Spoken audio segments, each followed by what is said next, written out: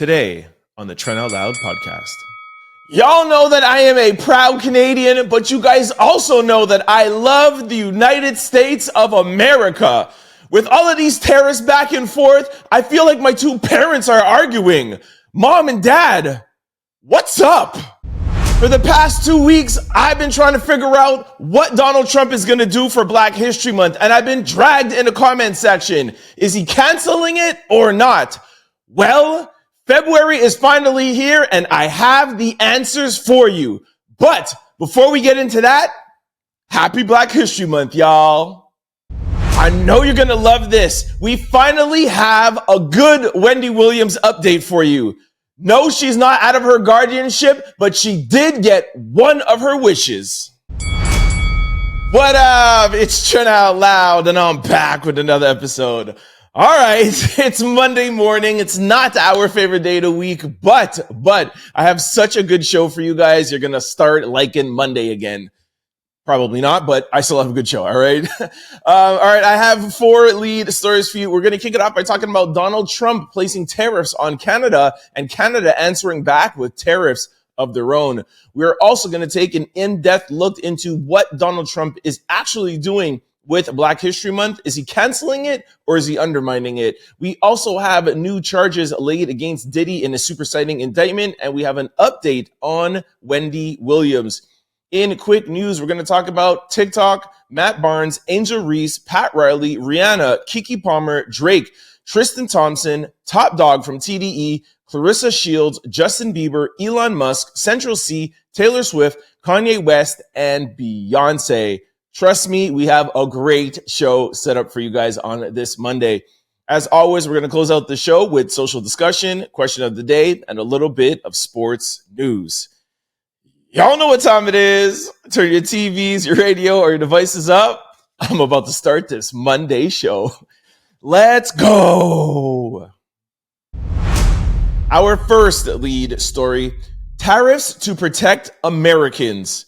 All right, this comes off of a post from Donald Trump's Truth Social account by way of the White House and POTUS Instagram account.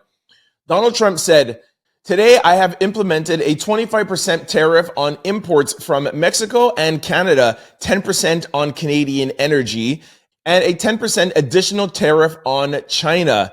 This was done through the International Emergency Economic Power Act, IEEPA. We need to protect Americans, and it's my duty as president to ensure the safety of all." All right, so Donald Trump in that post said the reason why he was doing that was protect Americans from the border crossings and for the influx of DRUG coming across the border, okay? So give me a second. I'm going to break down tariffs. I did this a week and a half ago, and a lot of people appreciated it. So because we're all talking about tariffs today, everybody across the world, I'm going to break it down again. Hopefully maybe in a different way, because there's some people that disagreed with me. And I did show facts the next day, but I have some videos and some facts to just really break down what tariffs are and why it might not be a good idea for Donald Trump to be doing this, okay? But before we do that, just want to create the whole picture for you, or paint the whole picture for you, sorry. And in retaliation to Donald Trump imposing 25% tariffs, Canada now has answered back, and Justin Trudeau imposes 25% tariff retaliation on $150 billion of U.S. goods, starting with $30 billion on Tuesday. Now, why they didn't start it on Monday? I don't know. I had to check back. Like, is Monday a holiday? It's not. I don't know why they gave that grace period. If somebody knows in the comment section, please let me know. But Justin Trudeau has officially declared a 25% retaliation tariff on $150 billion worth of American products in response to the tariffs imposed by President Donald Trump. This significant move comes as part of Canada's strategy to counter the economic impacts of the U.S. tariffs, which primarily target Canadian and American exports. Here is a clip from Justin Trudeau. Take a listen. As I have consistently said, tariffs against Canada will put your jobs at risk. potentially shutting down American auto assembly plants and other manufacturing facilities. It will have real consequences for you, the American people. The key word there, real consequences for you, the American people. So 2 weeks ago or a week and a half ago, when I was talking about tariffs, I told you guys, my Americans, and by the way, that's the majority of my audience, like 80% of my audience is American. Shout out to y'all. Love the support. Thank you. But what I was saying was, take warning that tariffs on Canada means that your companies in the US have to pay 25% on the products they import. Everybody, well, not everybody, a lot of people in the comment section were like, oh, Trent, you don't know what you were talking about. No, Canada has to pay that. And I'm going to break it down, but tariffs mean that the company who is bringing in a product from Canada has to pay the import. I told a story of me being a retailer. I had a national brand across Canada. I had stores across Canada. And before I had my Nike accounts and the Adidas accounts and all of those companies handling the imports for me, when I started out, when I had one store, I was doing the importing myself, and I had to pay the tariff as a Canadian importer. There was an 18% on clothing. I had a clothing and sneaker boutique, okay? And the imports, I'll just tell you first before I read, because I know sometimes reading could maybe go over people's head. I'm going to try to tell it to you just in layman's terms. The whole point of a tariff, okay, is for the company in Canada, as me, the retailer in Canada, that's saying, the government is saying, we would prefer that you buy sneakers and clothes and stuff that you're going to sell from Canada. You're a Canadian retailer. We want you to buy from here. If you are going to go to the US, that's fine, but you need to pay 18% tariff so that Canada still makes money. So it's kind of like a tax to kind of make you, or not make you, but try to buy within your own country because it elevates the country. Now, what ends up happening is, my store was a hip hop clothing store. I started out selling long tees and do-rags. There was nobody in Canada for me to buy the long tees from. So I had to go to New York and buy. So that 18% cut into my profit, but it didn't matter because I had to go. I couldn't find it anywhere. So what did I do? I tried to absorb as much of that cost as I could, but then I had to put some of it to the client that was coming in to buy. That's the only way for him to be profitable. That's why he's saying the consequence is on you, the American, because the American company that is buying from Canada, the things that they can't buy within the US are now going to have to spend 25% extra on top of their cost. And what are they going to do with that 25%? They're going to give it to you, the customer. So example, I'm going to read you some stuff, some of the products, but let's just say, I don't know, a pair of glasses, okay, that you can only get in Canada. I know that's not the greatest example because I know you can get glasses in the US, but let's just say a pair of glasses that you're buying in Canada. We actually, you know what? There are some Canadian sunglasses in Canada, okay, that might sell good in the US. So you're buying that pair of sunglasses from Canada for $10.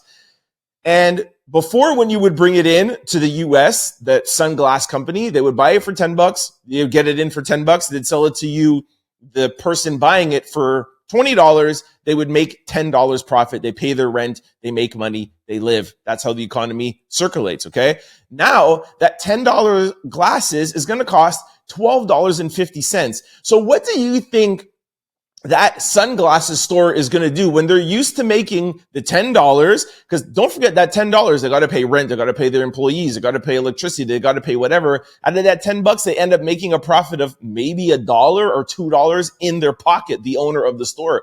So that $2.50, man, you think he's going to lose his store? Or he's going to, like I told you, after everything he pays, he only makes, if he's a good retailer, maybe $1.50 off of it. So that $2.50, now he's bankrupt. That's over. So he has to put that $2.50 extra expense, which is the tariff, on you, the customer, to protect his $1.50 that he makes in his pocket, which is called his net profit. Okay. So I know it sounds like a lot when you're like, oh, you make $10, but trust me, as a retailer, that $10 gross profit that you make so many people make money off of that your net profit ends up being 10 or 15%, that you don't have room for a 25% tariff. That's why this tariff is could potentially be so detrimental to you, the American customer. Okay. So I really hope you guys understood that. So I'm going to tell you some products, and then we're going to go back to tariffs, and I'm going to break it down a little bit more technically. Okay. So here are some products. This person tweeted out, says, this weekend, Trump's 25% tax increase will kick in on every American. Notice the person put tax increase and not tariff increase. He's doing this by implementing import taxes on America's biggest ally and trading partners. Here's a list of common food items that you can expect to increase in prices from Canada: eggs, beef, pork, salmon, lobster, cheese, milk powder, butter, wheat, oats, barley, canola oil, apples, potatoes, maple syrup. From Mexico, avocado, tomato, bell peppers, cucumbers, strawberries, limes, mangoes, blueberries, bananas, grapes, corn, beans, beef, pork, shrimp, cheese, ice cream, snack foods. That's a lot. We've been complaining about grocery prices for years under Biden. Now Trump came in, and while he was campaigning, he said, I'm going to bring down your prices. And within the first week, he just increased your prices by 25% right away. And this is why I'm trying to break it down for you guys. These grocery stores, they don't have room to absorb the 25%. And some of the bigger ones might be able to absorb 5%, maybe 10%, but you, the customer, is going to pay an extra 15%. And if I know companies like how I know companies, trust me, they're going to not only put the 25% all on you, some of them are going to actually put it even higher. Listen to this. This is the key thing here of everything I'm going to say to you. Some of them are going to put it even higher. Want to know why? Because they know everything that's going on, and they're going to say, hey, it's not our fault. Blame it on Trump. And they're going to get an extra maybe 10% off of this, because they're going to expect for you to be paying. They know that you're going to be expecting for these items to increase, so they're going to charge even more. It's the same thing they did with inflation. Well, inflation is here. Gas prices are higher. Transportation is higher. So we got to charge more. But now come to find out, a lot of these companies, especially grocery stores, increase so much more even after inflation has come down, because that's why they make billions of dollars. So it's such a tangle web we weave. You know what I mean? And the fact that Donald Trump is imposing these tariffs because of border crossings and because he's claiming that the DRUG is coming through the Mexican and Canadian borders. Listen, I'm not saying that he's wrong in that. And I forgot to say, well, like what I always say, I'm not a Democrat. I'm not a Republican. Sorry that I have to keep on repeating that to my daily listeners, but every day we get new people here. And I never want my message to go to come off as, oh, I'm just, a Democrat, talking bad about a Republican. I am an independent. I just call things how I see it. And especially when it comes to numbers and business, this is what I'm experienced at. Trust me, this is what I made my living off of. Okay. This is just not good for either side. Now, Trudeau and Canada putting tax on 25% tariff, retaliation tariff. That means on each side. So Canadians buying anything in the US, Canadian companies now have to pay 25%. We are already struggling with the Canadian dollar being weak. So us buying in the US was already extremely challenging. And then on top of it, now you have to put 25%. And I understand why he's doing it. Not saying that, he's right or wrong or whatever, because I know a lot of people don't like Trudeau. I mean, he just resigned. But you guys let me know what you think in the comment section. What do you think about his retaliation? It's to be expected. You know what I mean? But I just feel, I'm so happy I'm not in that business anymore, but I feel bad for my Canadian retailers now that have to struggle with a low Canadian dollar, and now on top of it, 25%. Just crazy. I want to end off with one thing that Donald Trump, actually, I'll just tell you now. As I got started to do this podcast, it has come out that Donald Trump says that he will raise Canada's tariffs to 50% in response to Justin Trudeau's 25%. So this could keep on going back and forth. And one thing we know about Trump, we know he doesn't play around. So, but the fact that you know that he doesn't play around, I know a lot of people do like that, but how much are you willing to tolerate this no nonsense attitude that you like about Trump when it's going to continuously affect you in your pockets? And I just read out groceries to you. 70% of Canada's export goes to the US. 70%. It's not only food. A big part of it is electricity. A lot of our Canadian resources goes down to the US.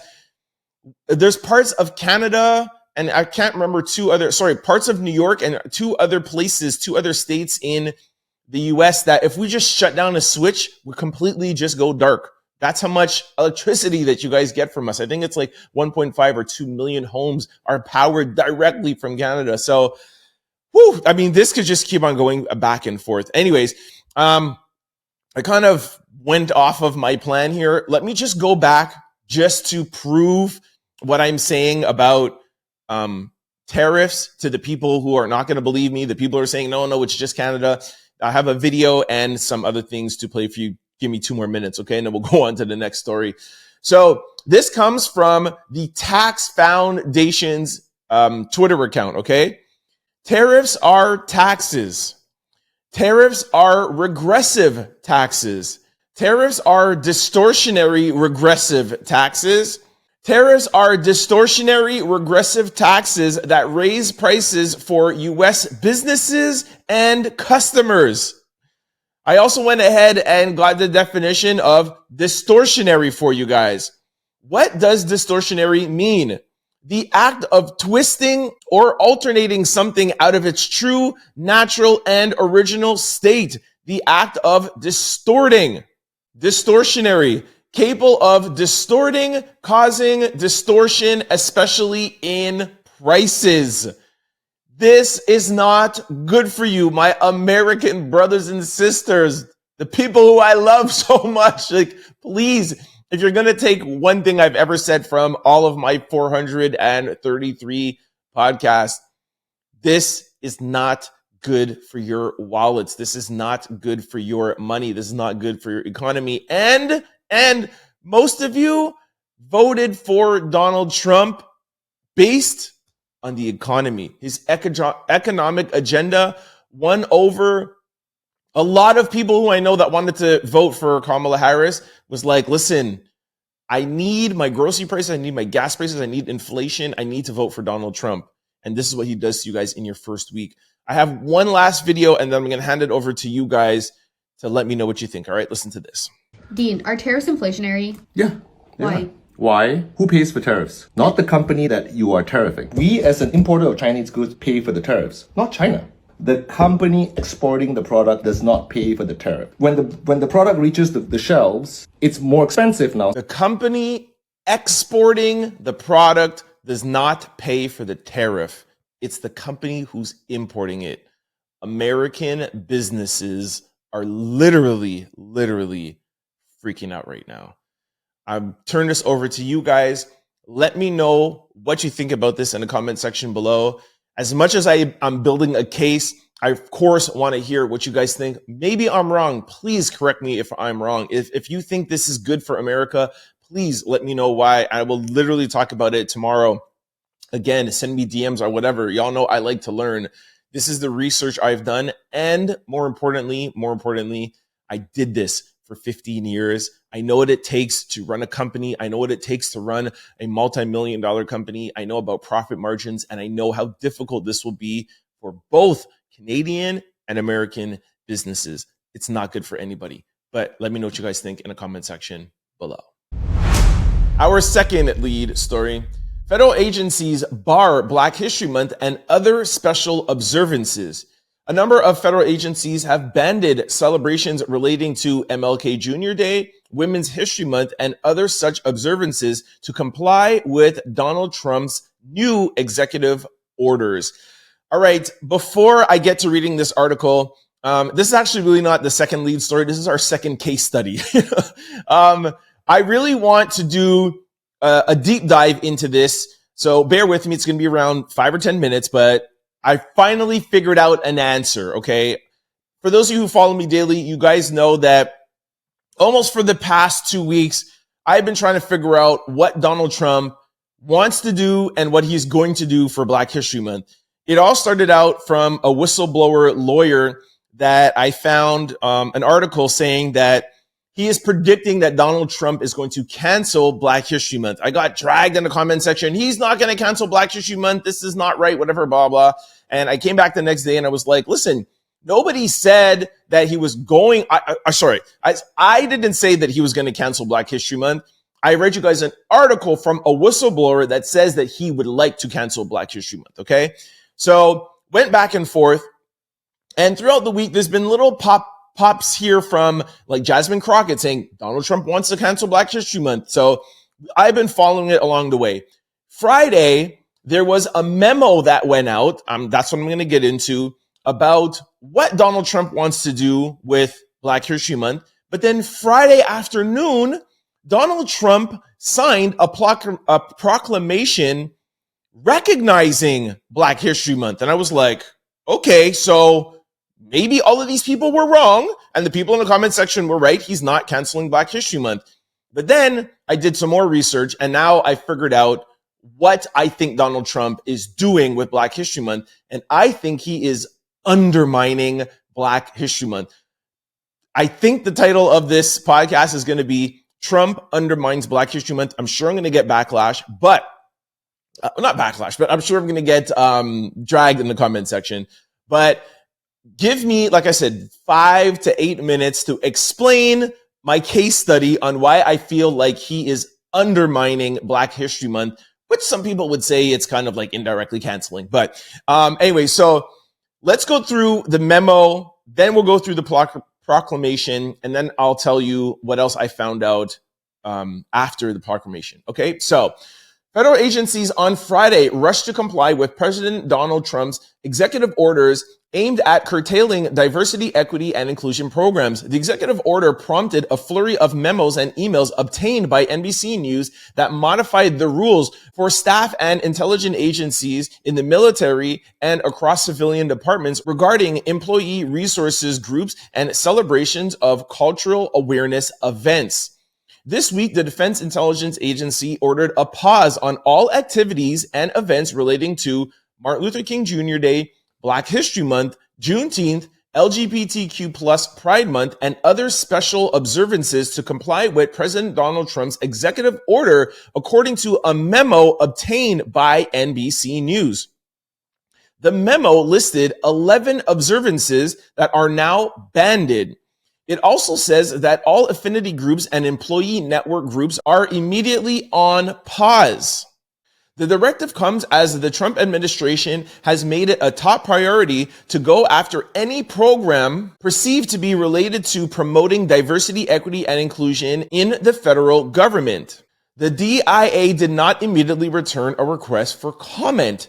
I wonder why the DIA, the Defense Intelligence Agency, didn't reply after news agencies got these memos. Now, just want to highlight something. Quick pause. When I talked about this last week, somebody's like, oh, where did you get this? Where did you get this? I want to highlight where I'm getting this from.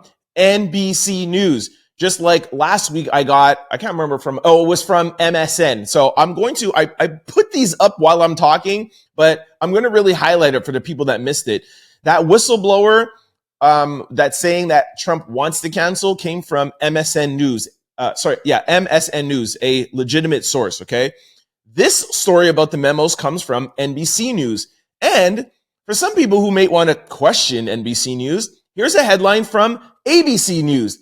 Pentagon Intelligence Agency pauses events, activities related to MLK Day and Black History Month. The pause comes after Trump targeted DEI initiatives in executive orders. A copy of the memo began circulated on social media Wednesday morning. The affected events per the memo, which is dated January 28, 2005, include Martin Luther King Jr.'s birthday, Black History Month, Women Histories Month, Asian Pacific Islander Heritage Month, Pride, Juneteenth, Women's Equality Day, National Hispanic Heritage Month, National Disability Employment Awareness Month, and National American Indigenous Heritage Months. That's from ABC, a legitimate source. And just want to note something of why I'm highlighting Women's Equality Day, National Hispanic Heritage Month, and Disability Employment. Whenever I talk about DEI, I don't understand something. For the past 2 weeks when Donald Trump, this is a little bit of a sidebar, sorry, stick with me.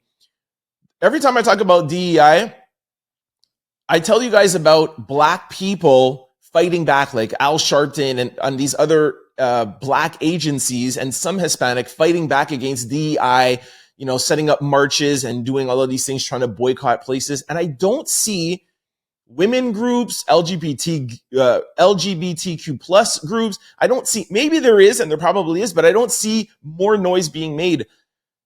Donald Trump trying to get rid of DEI, it's not only hurting the Black community, it's also going to hurt women, people from the LGBTQ plus, Hispanic, and disability. DEI is not about Black people. I'm not going to get into DEI, but it's not just about Black people. It's about making the whole workplace equal for everybody, even people with disabilities. Anyways, let me go back because I don't want to go off too much on a tangent. Just want to tell you third place, Yahoo News. Defense agency bans Black History Month and other special observances. Okay, I won't read you the article. So that's 3 major outlets saying that Trump is banning Black History Month. Now, I think this was late Friday. I see this come across my timeline and it says, Donald Trump issues proclamation recognizing Black History Month amid his efforts to reverse DEI efforts implemented by Biden and Obama. The quote from Donald Trump reads, I want to extend my tremendous gratitude to Black Americans for all they have done to bring us to this moment. And I was like, hold on a second. I just read NBC, I read ABC, Yahoo. Now all of a sudden he's putting out a proclamation for Black History Month. Went to Google and I found the proclamation. I'm going to put it up for you guys. Now it's very lengthy. I'm going to highlight some things. I'm going to put it up. You can pause it and read the whole thing if you want, but I'll read some stuff to you. Okay. This is from the President of the United States of America, and it is a proclamation. Today, I am very proud to recognize February 2025 as National Black History Month. Every year, National Black History Month is an occasion to celebrate the contributions of so many Black American patriots who have indelibly shaped our nation's history. Throughout our history, Black Americans have been among our country's most consequential leaders, shaping the culture and political destiny for our nation in profound ways. American heroes such as Frederick Douglass, Harriet Tubman, Thomas Sowell, Justice Clarence Thomas, and countless others representing what is best in America and her citizens. Their achievements have monumentally advanced the traditions of equity under the law in our great country, continue to serve as an inspiration for all Americans. We will also never forget the achievements of American greats like Tiger Woods, who have pushed the boundaries of excellence in their respective fields, paving the way for others to follow. This National Black History Month, as Americans prepare to enter a historic golden age, I want to extend my tremendous gratitude to Black Americans for all they have done to bring us to this moment and for the many contributions they have made as we advance into the future of limitless possibilities under my administration. Now, therefore, I, Donald J. Trump, President of the United States of America, by virtue of the authority vested in me by the Constitution and the laws of the United States, do hereby proclaim February as National Black History Month. I call upon public officials, educators, librarians, and all people of the United States to observe this month with appropriate programs, ceremonies, and activities. In witness hereof, I have hereto set my hand this 31st day of January in the year of our Lord 2025 and the independence of the United States of America, the 249th. Okay, I decided to read that whole thing because I just want to be fair, okay? I wanted to read every single word that he said on Black History Month. So after reading that, I was so confused. I don't understand what these memos were about. basically saying we don't want you to celebrate anything, not only Black History Month, but nothing, Women's History Month, nothing. And then you sign this proclamation. So I began to do more research and I found this article. Trump marks Black History Month while Pentagon declares Identity Month's over. The Trump White House issued a proclamation Friday recognizing February as Black History Month. At the same time, the United States Defense Department issues guidance declaring Identity Month's over with. The conflicting message came as President Donald Trump has been targeting diversity, equity, and inclusion programs for removal in the first week of his administration. He has referred to DEI initiatives as discrimination and insisting that the country must move on to a merit-based society.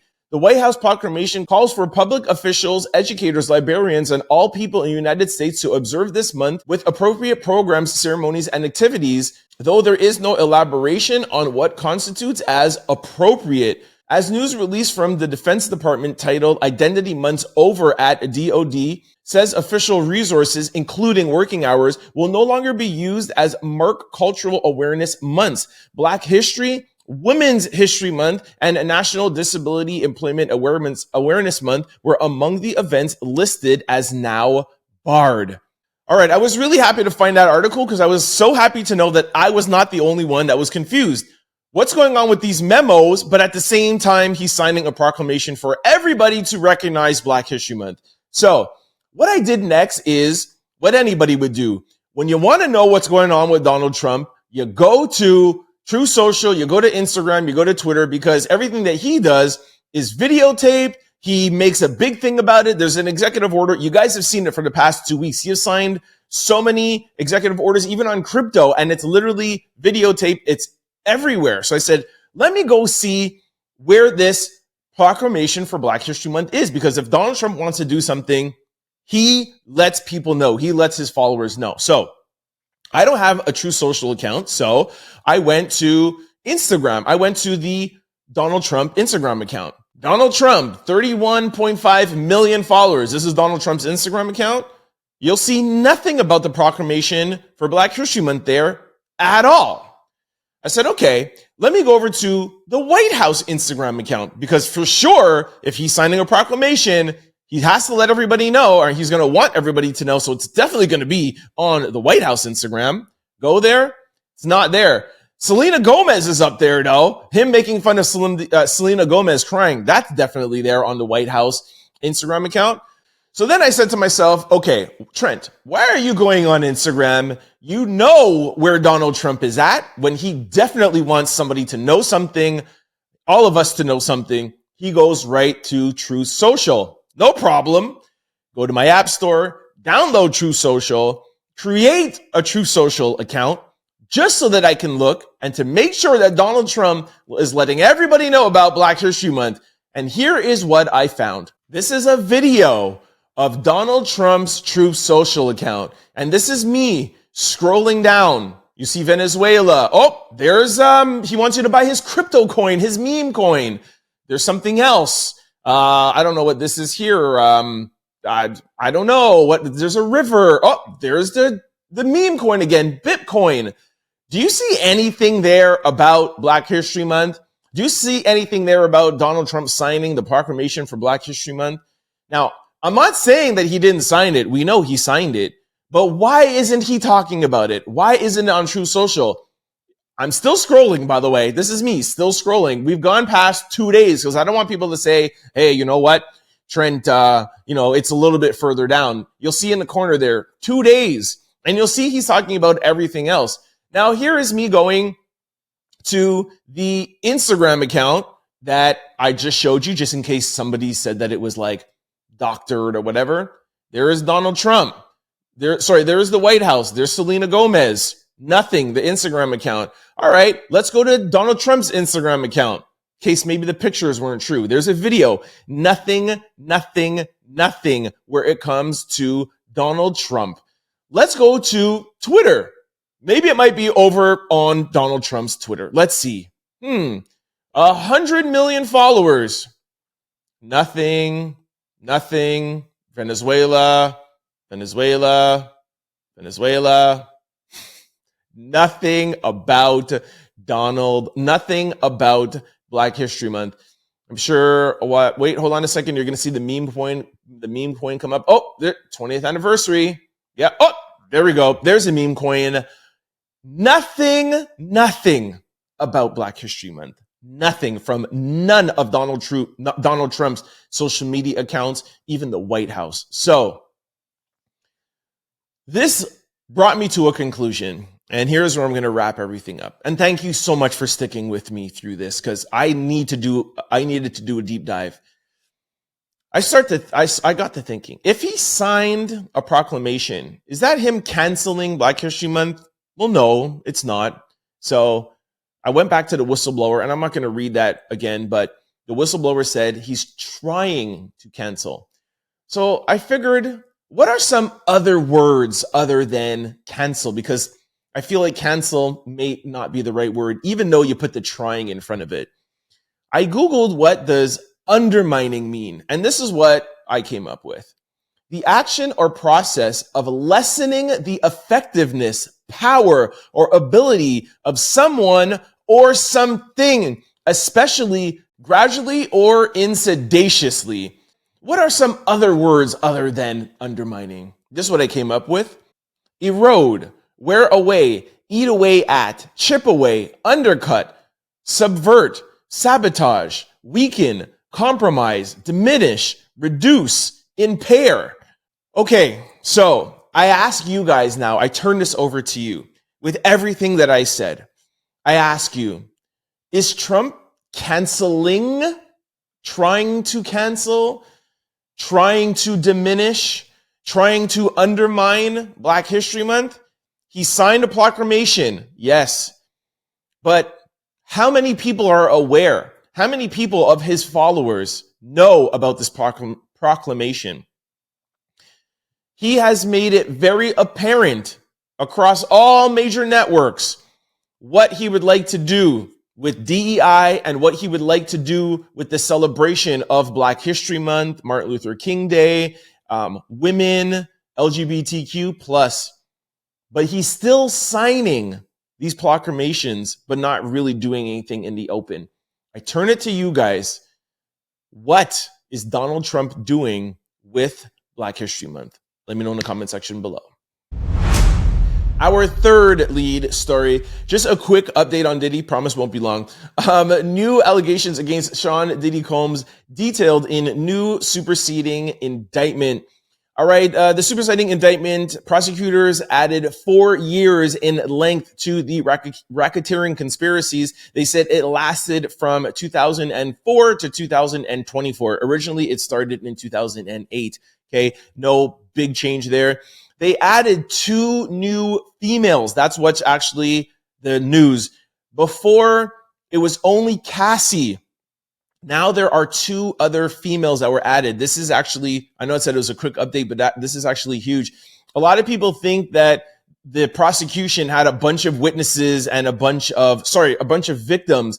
They have a lot of witnesses, but they only had 1 victim. Now they're saying they have 2 more victims. Now total will be 3. Okay. Mr.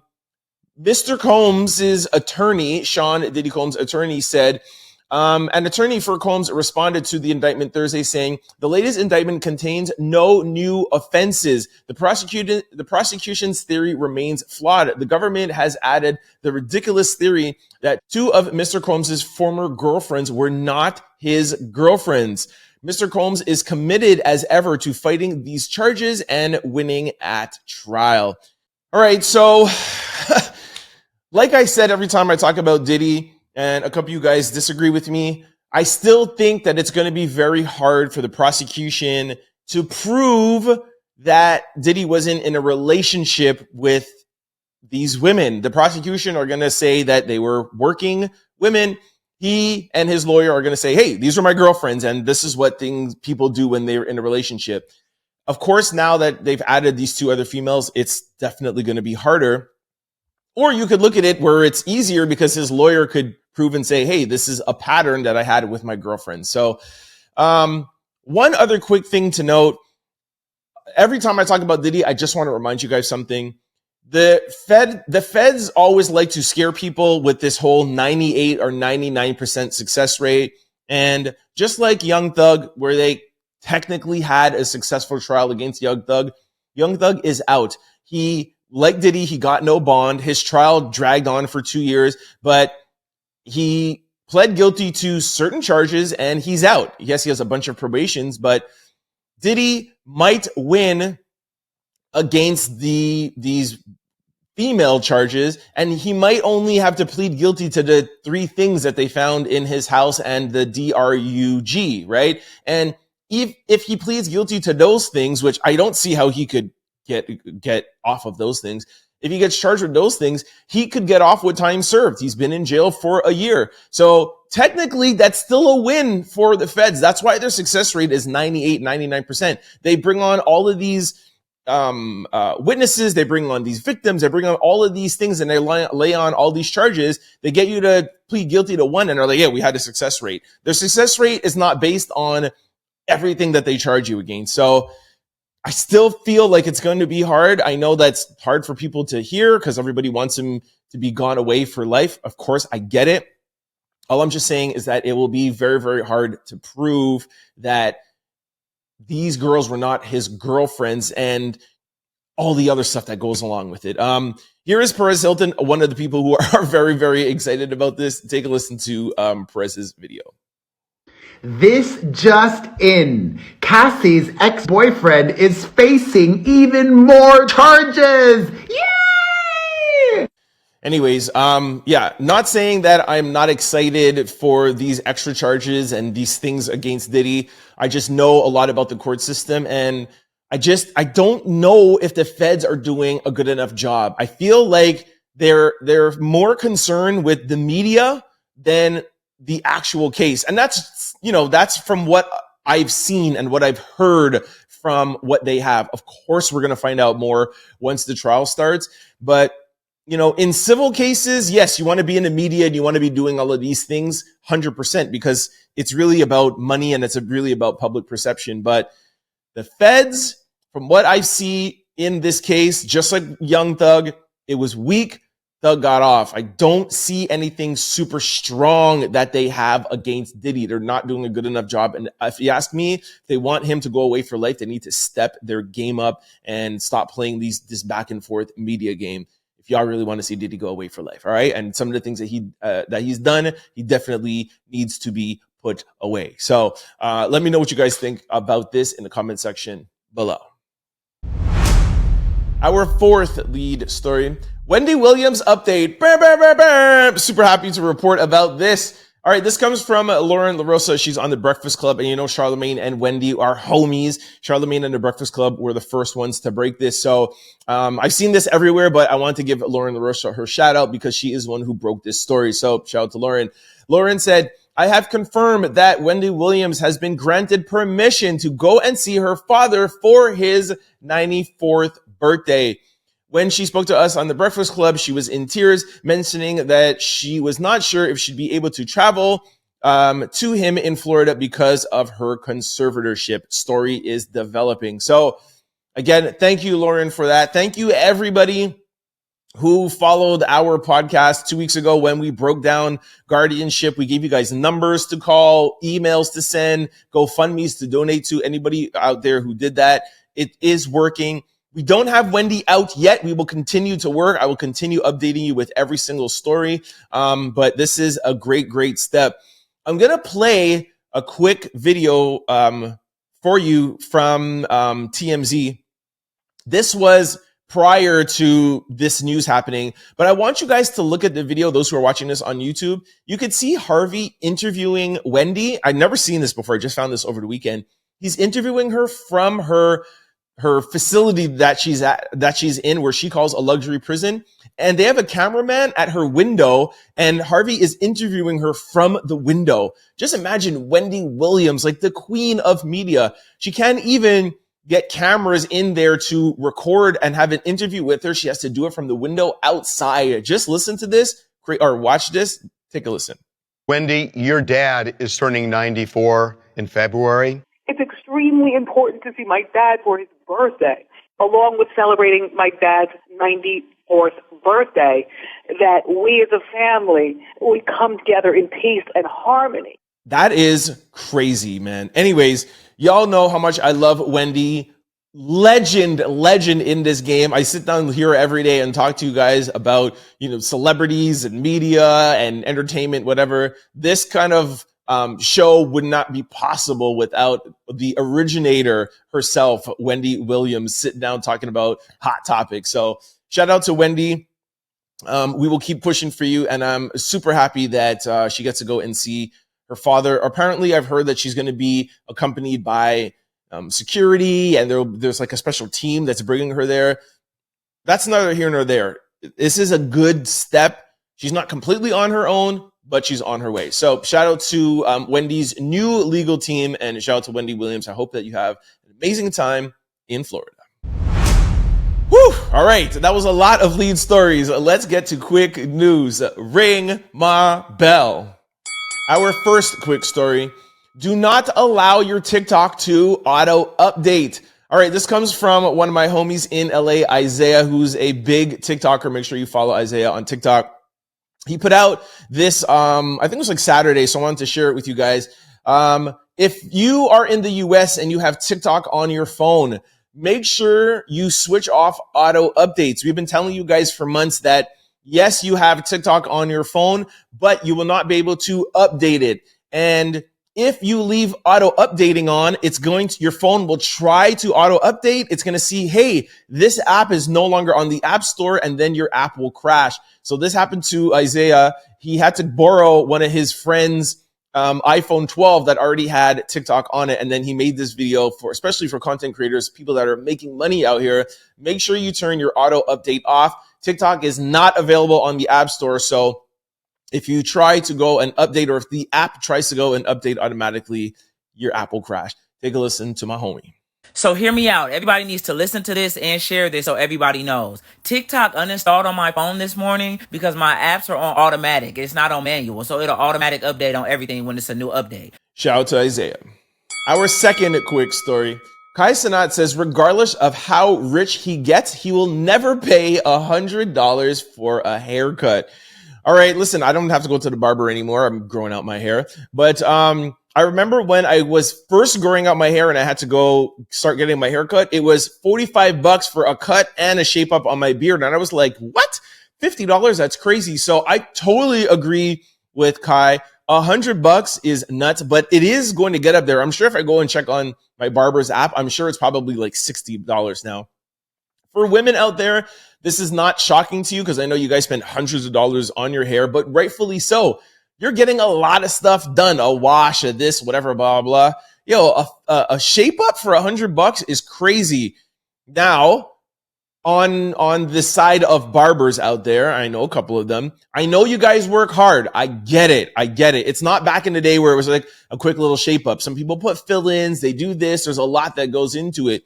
However, you have to admit $100 is a lot. Anyways, here, listen to Kai. I don't care how much money I get. I don't think there's a haircut out there that's worth $100. I have to agree with Kai, man. As much as I love my barbers out there, man, don't come for me in the comment section, all right?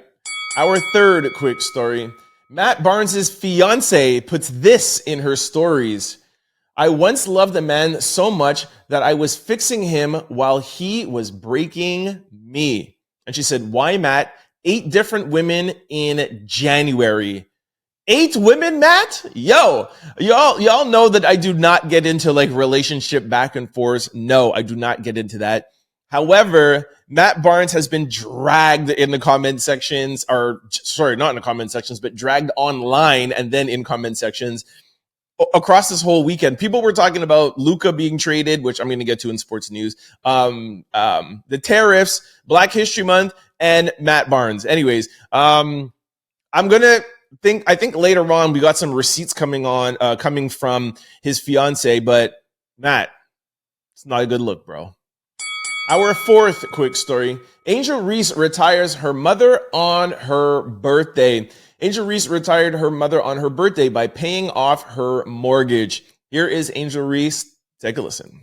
You said that if your mortgage was paid off, that you would retire. So your mortgage today has been paid. Say, oh, you dropping the cake? Y'all know I'm a big, huge Angel Reese fan. Shout out to Angel. I love this, and I wanted to make sure that we got this in quick news because a lot of people, maybe not a lot, but there's a lot. Yes, a lot. There's a lot of people that drag Angel and say, what is she doing always on podcasts? What is she always doing at fashion shows? She needs to get into the gym and practice her layup, practice her rebounding. Listen, Angel Reese is smart. She makes maybe not even $100,000 in the NBA. Angel has to be on her podcast. She has to do all these other things so that she can make money. Suppose Angel Reese gets hurt and can't play basketball anymore. What happens to her? You know what I'm saying? Like, Caitlin Clark has what's that, $15 million deal from Nike. Angel Reese got what, $1 million from Reebok. Angel is in a place where she has to go out and work her name because the WNBA, did I say NBA before? Sorry, I meant WNBA if I made that mistake. But anyways, basically I'm saying is that she has to be doing this. So I really just don't like the Angel Reese hate. And I love that she's not just splurging her money and she's giving it back to her people, giving it back to her family. Angel Reese is a good person, and I will not tolerate any Angel Reese hate, man. Shout out to Mama Reese. Glad that your house is paid off. And shout out to Angel Reese. Don't listen to people out there. Yes, I do want you to be practicing, and I do want you to be in the gym. And by the way, she does say that she goes to the gym 4 o'clock in the morning, and then she goes and does her stuff. Angel, don't listen to the haters. Keep doing your thing, because when the basketball ain't there, when the contracts are gone or whatever, you are going to be building up a huge platform for yourself, and you're going to be making far more money outside of the WNBA than you could ever make in the WNBA. Shout out to you. Our fifth quick story, talking about making money outside of basketball. Do you guys know who owns the trademark for three-peat? Coach Pat Riley. As Super Bowl week is about to get started, shout out to Kansas City Chiefs, you know we're going to three-peat. If they win, actually I should say when they win, and they make merchandise that says three-peat, Pat Riley is going to make millions of dollars. Listen to this content creator. Take a listen. This NBA legend can make tens of millions of dollars if the Chiefs win the Super Bowl. In 1988, he trademarked the phrase three-peat. NBA Hall of Famer Pat Riley will make tens of millions of dollars if the Chiefs win the Super Bowl because he trademarked the phrase three-peat back in 1988. All right, I couldn't play the whole content creators, but it was Byron Scott that actually first said that term three-peat, and then Pat Riley was like, hey, you know what? In case the Lakers do, he was a coach of the Lakers, former coach of the Lakers, he said, in case we do win, let me trademark that, and all these different fonts and all these different ways. So in the 90s, when Jordan won those 2 three-peats, boom, who made money? Pat Riley. When the Lakers with Shaq and Kobe three-peated, boom, he made money. And this week, when my Kansas City Chiefs win, they three-peat, he's going to make money. Also in the video that I didn't play for you, they also said that the money he gets off of the three-peat, he donates it to charity. I mean, I get it. He is rich enough, but it is cool that he donates it to charity. But shout out to Coach Pat Riley for not only just waiting to make money in the NBA, just like I was saying about Angel Reese. So it's different when men do it, though. But anyways, shout out to Angel Reese. Sorry I had to put Angel Reese back in here, but I really like her. Our sixth quick story. Tekashi 6ix9ine IRS auction. All right, all of Tekashi 6ix9ine's jewelry was confiscated by the IRS and put up for auction. All right, as I talk, I'm going to put the video beside me and you'll see like all of Tekashi's jewelry that got confiscated. For those of you who don't know who Tekashi 6ix9ine is, sorry that I'm laughing, but just so ironic. So Tekashi is a rapper that, was involved in some street stuff. And when he got caught, he snitched on his whole crew. He was facing 43 years. He snitched. He got out. People said that he wouldn't make it. I think he's going on his 3rd or 4th year. But anyways, he doesn't move anywhere without having literally like a team of security. But the ironic thing is that, well, 2 things is that people are like, dude, you're not really that great at music. At some point, you're going to run out of money and you're not going to be able to move like how you move. I don't know. When's the last time you heard a new Tekashi song? And it's looking so because he owes the IRS money and they're confiscating his jewelry. But what I find ironic about the whole situation is that he helped the government put people away. He didn't have to face any time for it, but that same government now is coming back for his money. But you helped the government in something. Shouldn't that not necessarily negate, but I don't know. You helped them and now they're coming back and taking all your jewelry? Like, this is embarrassing, but you helped them. Think about that next time. Our 7th quick story. The first sketch of Rihanna at A$AP Rocky's trial surfaces. Man, you know you're famous when a sketch of you literally goes viral on the internet. It's crazy. While no photos of Rihanna at A$AP Rocky's trial are available yet, the first sketch of her in a courtroom has surfaced. A courtroom artist drew Riri wearing a white blouse with hoop earrings, reportedly sitting with Rocky's mom and sister. Stay tuned for updates on the trial. Now, it's not only just because it's a portrait of Rihanna that is going viral. It's the fact that the artist literally had her hairline start at the middle of her head. For those of you who are not seeing this on YouTube, her hairline is literally starting three parts back. Y'all know what I'm trying to say, man.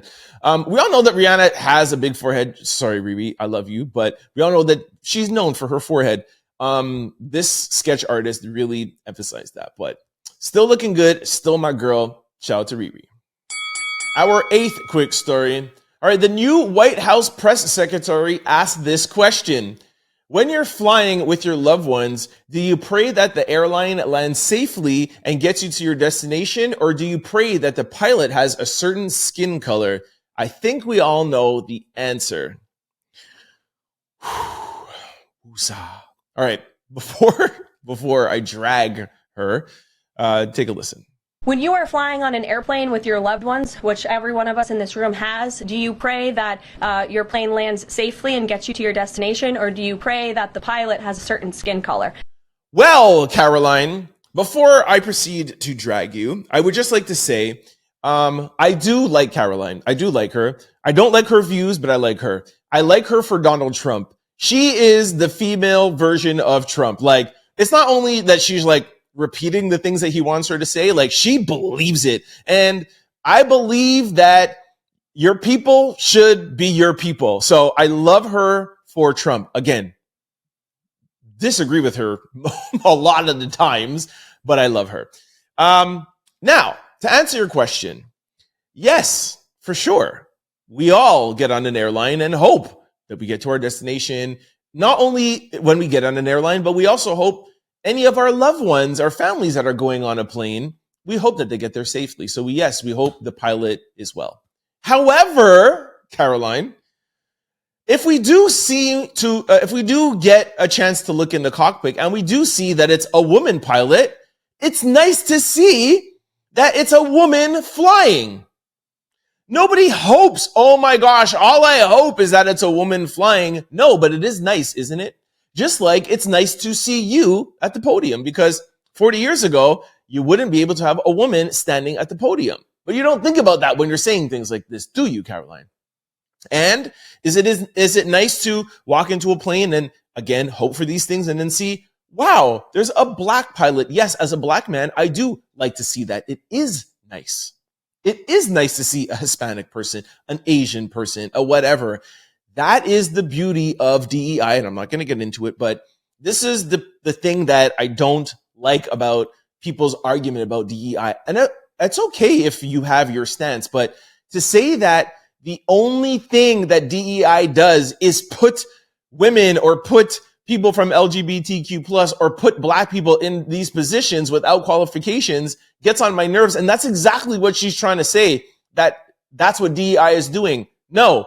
Again, it's, can you find an equally qualified woman to do the job? Yes, we can. Great. So out of 1,000 men, could we try to have maybe 10 or 20 of them be women? Could we try to have 10 or 20 of them be black, Hispanic, etc., etc., etc.? Like, can we do that? Is that so hard? Like, I love everybody, man. I love this world. Is it really that hard? Like, be honest with yourself.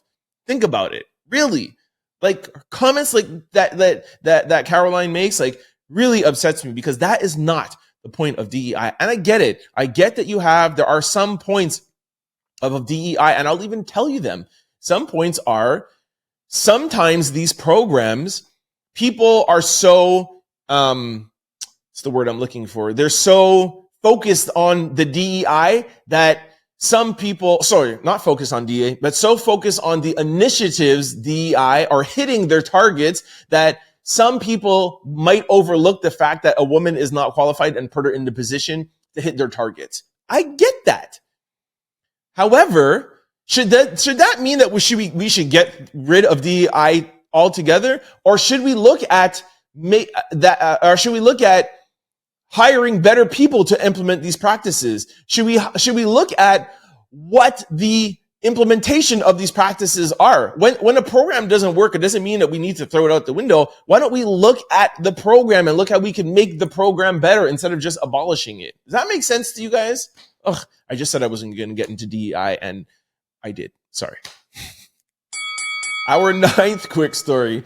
Keke Palmer explains how she got her stage name and says she would prefer to go back to her birth name. Did y'all know this? Keke Palmer says she doesn't prefer her stage name, which was originally given to her by her family. Keke's legal name is Lauren Kenya Palmer. Take a listen. This is a good question because I actually don't prefer to go by Keke instead of Lauren. I think it's really cute that we call Keke because we all love Keke. Everybody does. Yes, everybody. And we're all family now, so we're calling you Keke. All right? Our 10th quick story. New footage of the Army helicopter and passenger jet sparks national debate. All right, a new clearer video of the accident between the helicopter and the passenger plane in Washington, D.C. Has been released. According to the post found on X, the new footage shows different angles of the incident, making it difficult to understand why the helicopter did not evade the accident despite being warned twice, 40 seconds apart. The helicopter acknowledged visual contact with the plane, requested to change course, and was approved to do so, but continued on the same path both times. I didn't know that. This event has sparked significant discussion and analysis regarding the circumstances leading to the accident. Here is the video. Take a look. I think that we should wait for more evidence. Let's hear what happened on the black box. Let's hear what happened, once they investigate the people in the FAA. Like I said, when Donald Trump rushed to blame everything on DEI, let's let the investigation roll out. I will admit that video does seem very alarming, but suppose the steering wheel, I know it's not a steering wheel, but whatever that controls, suppose that got stuck. Suppose there's so many supposed, but on the flip side, I get that we have such a hard time trusting the information that we get, that we have no choice sometimes but to just depend on the video. And I get that. Trust me, I'm an independent media source. I get it. I like to, try to, give you guys as much, proof and great, researched reporting as possible. But sometimes we just have to wait and see. And sometimes, unfortunately, we just have to trust with the information that we're given, because although that video does seem pretty clear, you have no idea what was going on in the cockpit, and we might never know. We're just going to have to accept that. Our 11th quick story. Drake runs through his hits in Melbourne karaoke session. All right, Drizzy Drake was in the mood to give fans in Melbourne an early peek into his performance during his upcoming Anita Max Win tour in Australia with Karaoke Night in Melbourne. He ran through records like Trust Issues, Pipe Down, Faithful, and Rich Baby Daddy. Here is a video. Take a listen.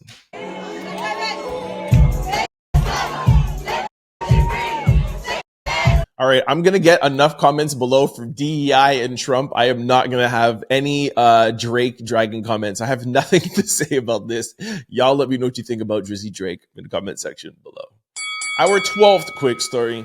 Tristan Thompson shares a message for his two daughters, Dream and True. He says, I have two daughters and I miss you guys very much. All right, this is another story that was going viral throughout the weekend. It was a crazy weekend, man. That's why this podcast is so long. But you guys always say, we want longer podcasts, so I hope you're enjoying it. Anyways, I'm going to play what Tristan did.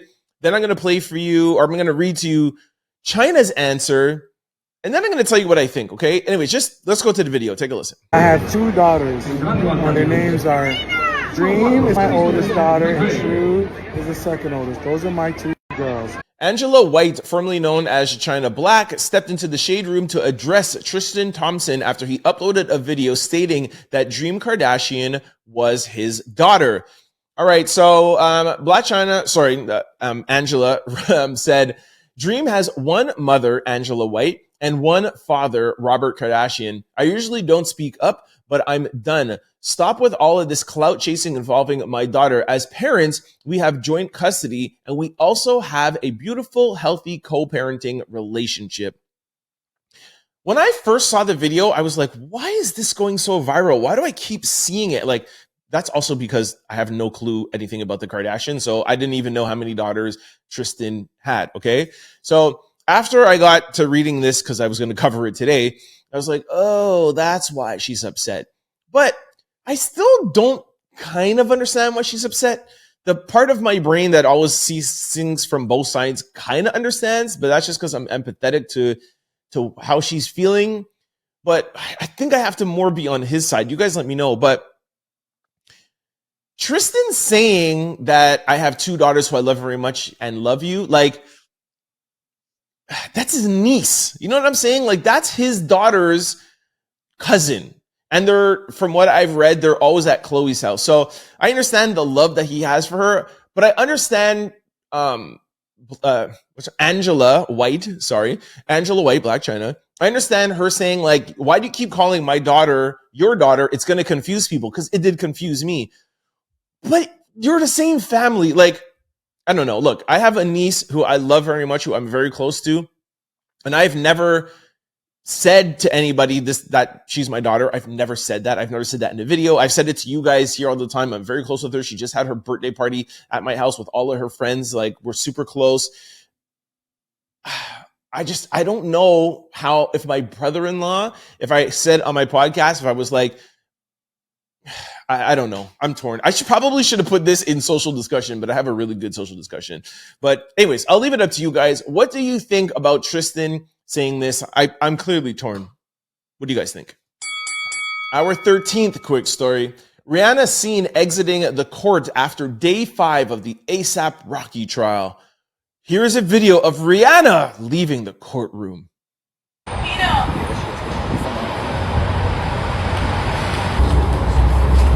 You know when people say, y'all love celebrities too much? This is the time where I agree with them. And I love celebrity too. I love entertainment news, but Rihanna leaving the courtroom, boom, boom, boom, on TMZ. Like, guys, we've seen Rihanna like a bunch of times. Like, this shouldn't be news, but another thing that went viral over the weekend, so I'm reporting it.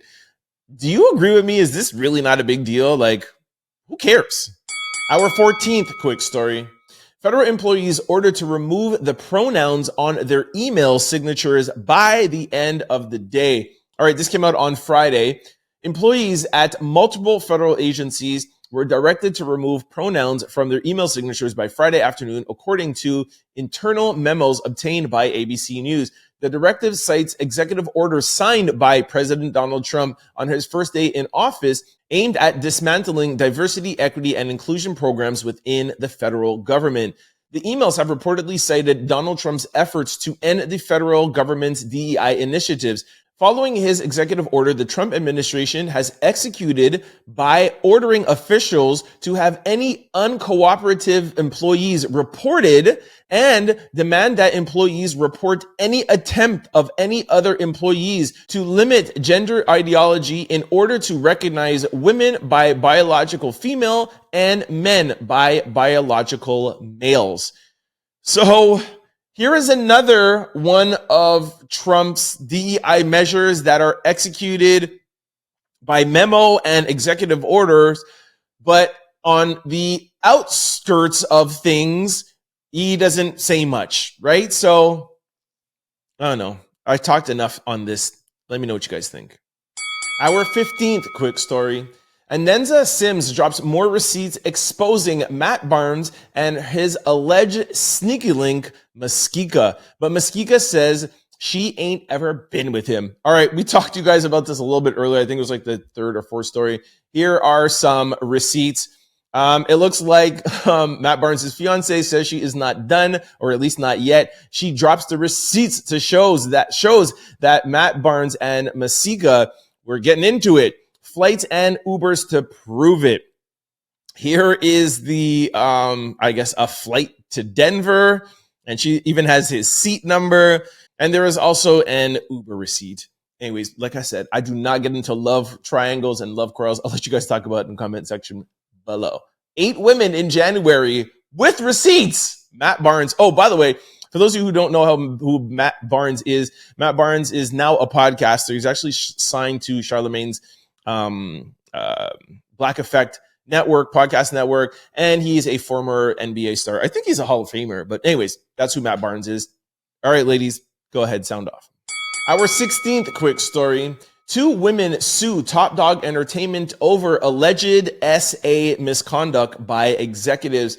Top Dawg Entertainment, TDE, is facing lawsuits from 2 women who alleged SH and SA happened by employees and executives. Filed in Los Angeles Superior Court. The suit claims Top Dawg ignored these allegations. The first plaintiff, who was with TDE since 2019, accused Chief Executive Director and the Marketing Director of SI. She also alleges that TDE President was also involved in doing the same. Additionally, the plaintiffs claim that TDE failed to honor her contract and of her professional services. The second plaintiff described multiple incidents of SA and SH on TDE property.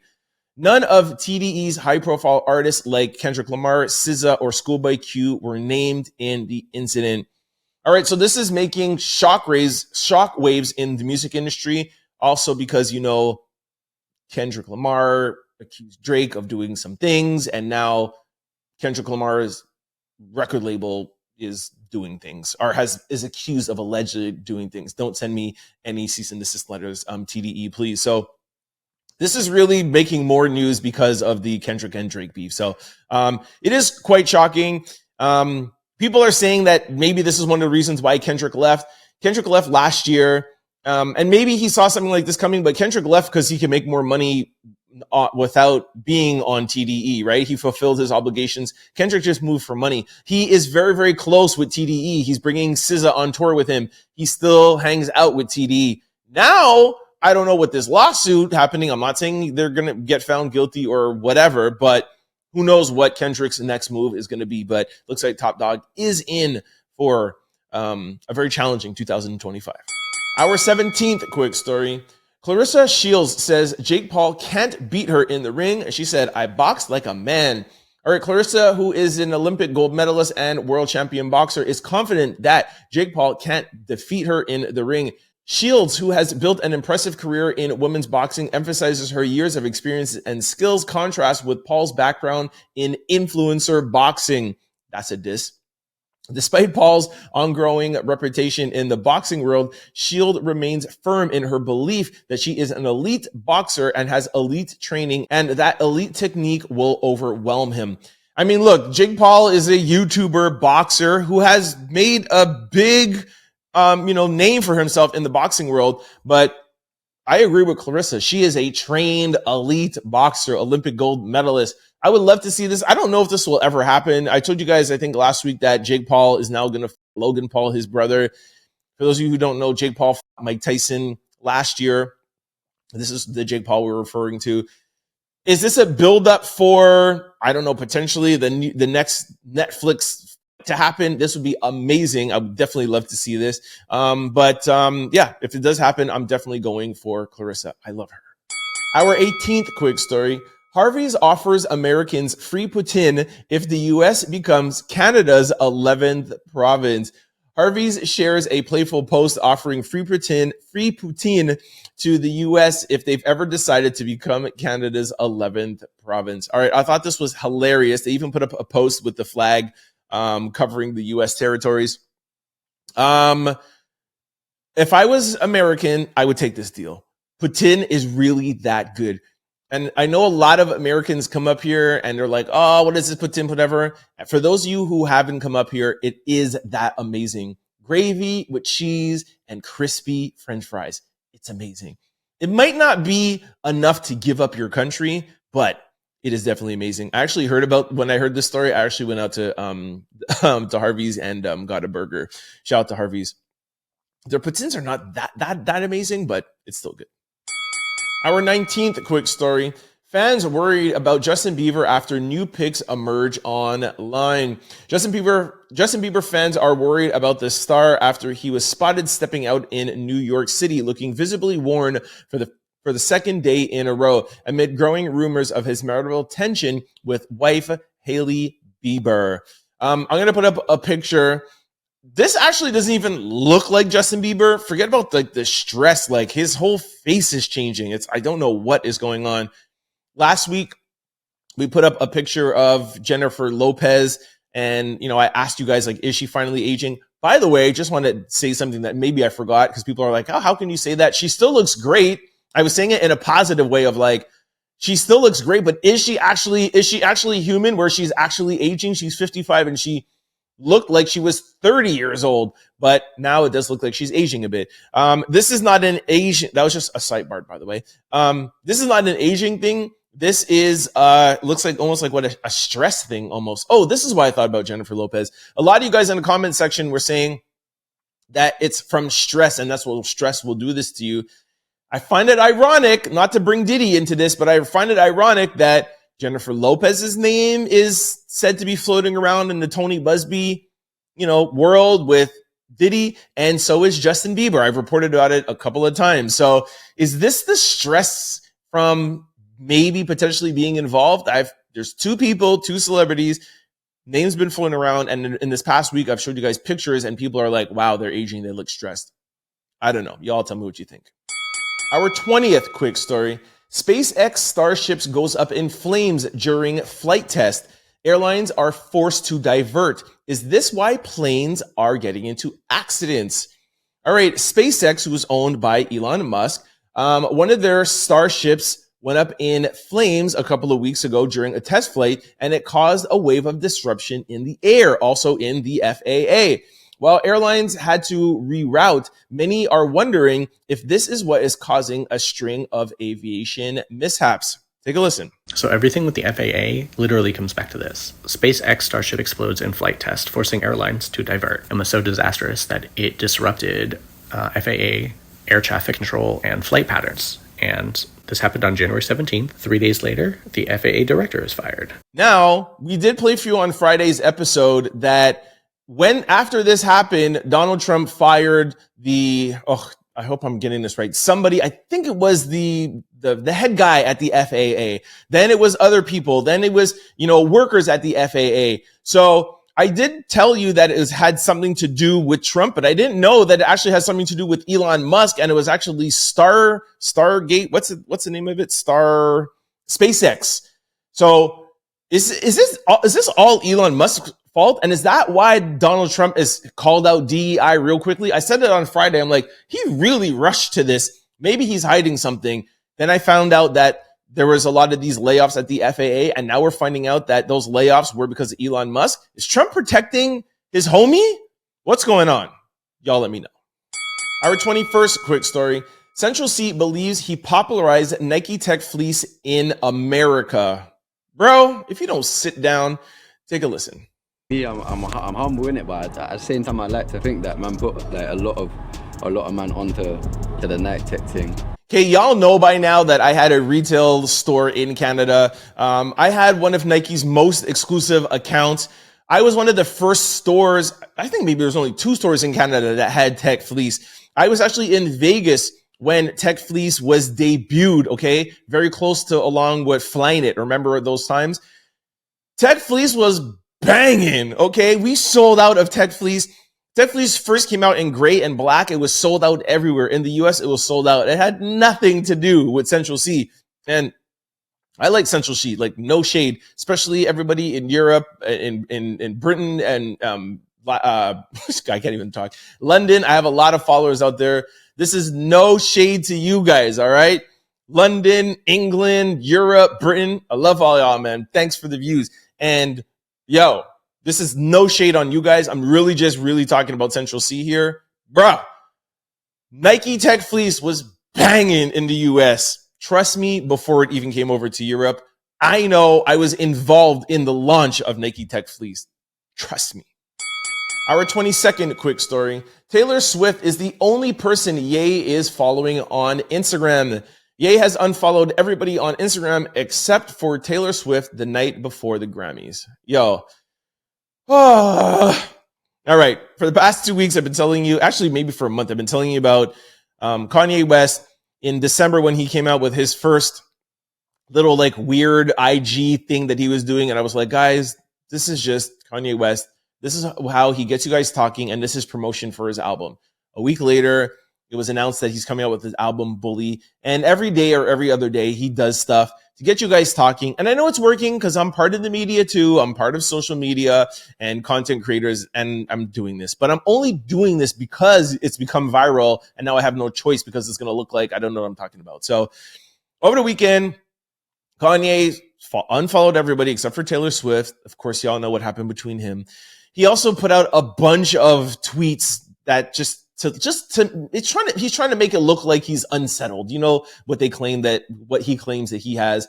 And I just find it funny. How come he only does this around album time? How come he goes for 6 months and he's totally fine and he only has these episodes only when he has an album to promote? Like I'm a big mental health person, and I just don't like when he uses his mental health to promote something. Anyways, one of the things that he said too that I found highly disrespectful, he said, I wanted to bleep Kamala Harris until she lost. I don't bleep losers anymore. And I think that bleep, by the way, you know what the bleep is? He wanted to do things with Kamala, okay? That involve a bed. But when he said, I don't bleep losers anymore, was that a little bit of shade towards Kim? Because I don't beep losers anymore? Like, is he talking about Kim? I don't know. Anyways, Kanye, you get on my nerves sometimes. Our 23rd quick story. Beyonce has finally announced, drum roll please, she is going on tour. Cowboy Carter. My gosh. This was literally like a month and a half that we've been like, what is it? I told you guys that I heard it was a deluxe album, which I still hear is coming. And then it leaked out after, because for those of you who don't know, she was supposed to make an announcement January the 10th or 14th. And it was literally, oh my gosh, what's she going to announce? Then she postponed her announcement because of the LA fires that were going around. She said, listen, which everybody loved that she did. I thought it was really great.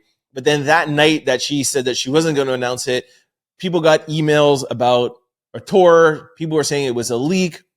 It wasn't done on purpose. I was like, dude, guys, it was done on purpose. There's going to be a tour. Now, because I guess everything is done with LA, the Grammys are whatever. Beyonce's going on tour, all right? Beehive people. Like I tell you guys, I'm a small part of the Beehive. Just because like those Beehive people are really, like, I like Beyonce, but there's people who like go crazy. They're going to be at the tour. Trust me.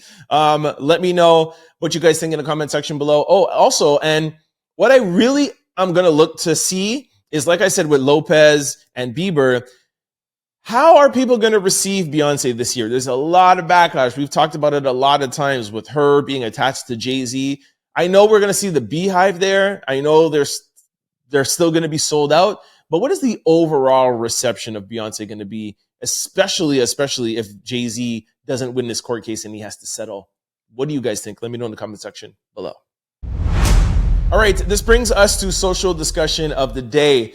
Tamika Mallory, my friend Tamika Mallory, she wants y'all to boycott Target as of February the 1st. We talked about this because Target is one of the companies that have dropped their DEI practices. And like I said, I wanted to just get this out here. We've talked about this, but I wanted to bring it into social discussion. Tamika had me on her podcast, Tamika and my son. Actually, I have a little clip. I'm going to show you guys a clip on when I was on their podcast. Trent Out Loud, who has a boutique in Canada called Exclusivity. We are a national brand and Canada's, premier sleep boutique and the only Black-owned. All right, shout out to Tamika and my son. Anyways, yeah, so whenever they do something, I try to support them because they supported me. I was on their podcast when I had my Nike issues and I was trying to get some traction in the US. And that was a big favor because they have a huge platform. So for those of you who want to boycott Target, go ahead and boycott them. Like I said on their podcast when I was talking about my Nike issues, is it boycott the company or is it boycott the people in the company? And I wasn't trying to tell anybody to ever boycott Nike, but I was going after Nike management, Nike CEO, Nike's chairman. The policies at Nike is the problem that I had with how they were treating their accounts, their legacy accounts. And I'm not going to get into it now, but I always said anytime I did press and when I was on Yahoo and I was doing press, I always said, or I showed up to the interview wearing Nike purposely. I'm like, I'm still wearing my Air Force Ones. Why? Because I don't have a problem with the actual brand, the logo. I have a problem with the people. So I bring the discussion to you and say, should we boycott Target while there is still a lot of other companies that have dropped DEI? Or should we boycott or try to do something to affect and help the DEI practices get better so that we could find a way to implement back DEI. I already spoke about it earlier, so I'm not going to get it back in today, but I really wanted to bring this to social discussion.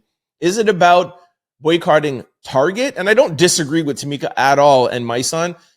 I'm just saying, is this the way to go about bringing back DEI, or do we need to dissect DEI and figure out what went wrong with the implementation and sit down on both sides and make a DEI program better?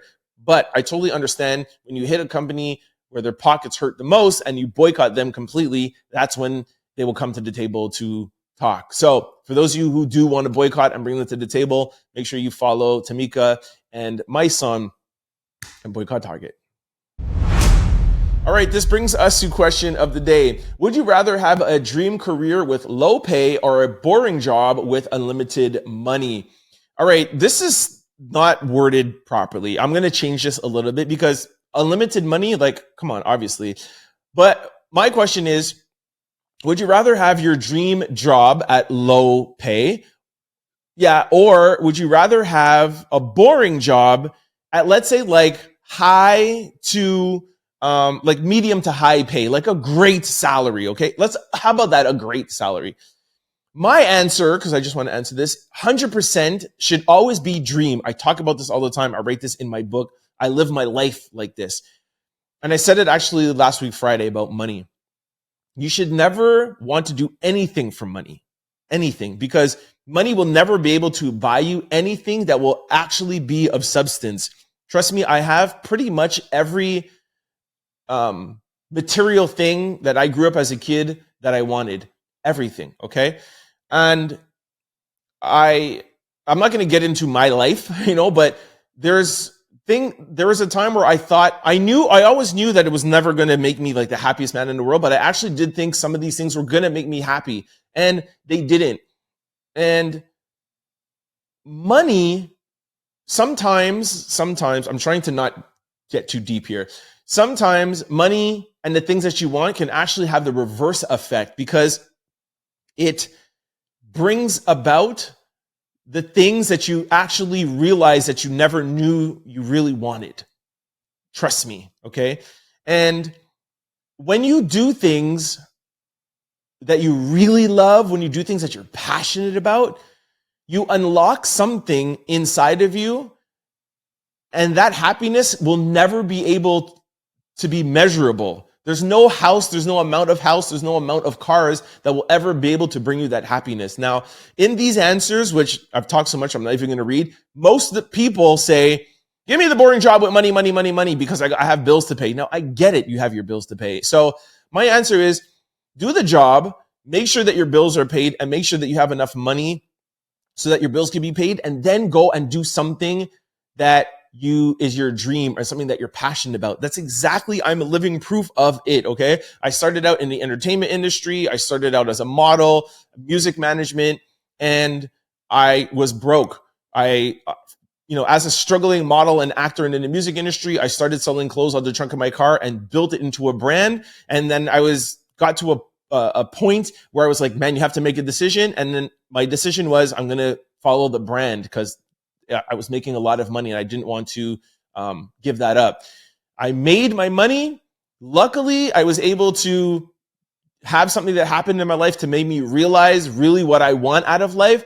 I closed down those stores and I'm in front of you doing something that I love, which is an entertainment industry. And now I could mix in music, acting, celebrity, business, and I was able to write a book. I'm an author and I've never been happier in my life right now, today. Go listen to episode 400 than I was when I was doing my stores. And yes, I'm one of the lucky ones. Like I was able to get out with having great financial success, but I have my finances in order and I'm working on the things that make me happy. Sorry that I went so deep in there, but I'm not so talkative on Monday, but please, please, please follow your dreams. Trust me. I understand that you have your bills to pay. So you have kids and things that you have to pay for and daycares and Pampers I get it. Make sure those things are paid off and then follow your dreams. Okay. I'm not going to talk anymore. All right, this brings us to sports news. Of course, the news that everyone's talking about, the trade of Luka Doncic going to the Lakers. I am so upset by this because I really don't want LeBron James to get another ring. Anyways, I'm not even going to get into that. I don't want him to tie Kobe Bryant, and I don't want him to get more than Michael Jordan. All right, those are the reasons. Anyways, the Mavericks approached the Lakers recently and offered Luka Doncic. Sources tell ESPN the Laker brass met and believed that the 25-year-old Luka Doncic had the ability to be the face of their franchise for the next decade, while giving Anthony Davis a win now move in Dallas. All right, this is being dubbed as one of like the craziest, the biggest trades in NBA history, or if not the most shocking, and definitely shocking. LeBron James came out and said, well, there's a headline that says, LeBron James did not know the AD trade was in the works. I don't believe that for 1 second. We all know the real GM of the Lakers is LeBron James. I don't believe this for 1 second, all right? Boo, don't believe it. Now, I did find one thing I want to share with you guys before I go. Somebody posted this. Lakers' new star, Luka Doncic, has reached up to 270 pounds, making him the 7th heaviest player, which concerned the Dallas Mavericks before the trade. Now, this is what I want to say. Every time we hear about these big moves, remember when Kevin Durant was traded, whenever we hear Kyrie Irving being traded, they keep on James Harden, like, oh my gosh, even Dame. Remember when Dame was traded to Milwaukee, was like, yo, the Bucks are going to win everything.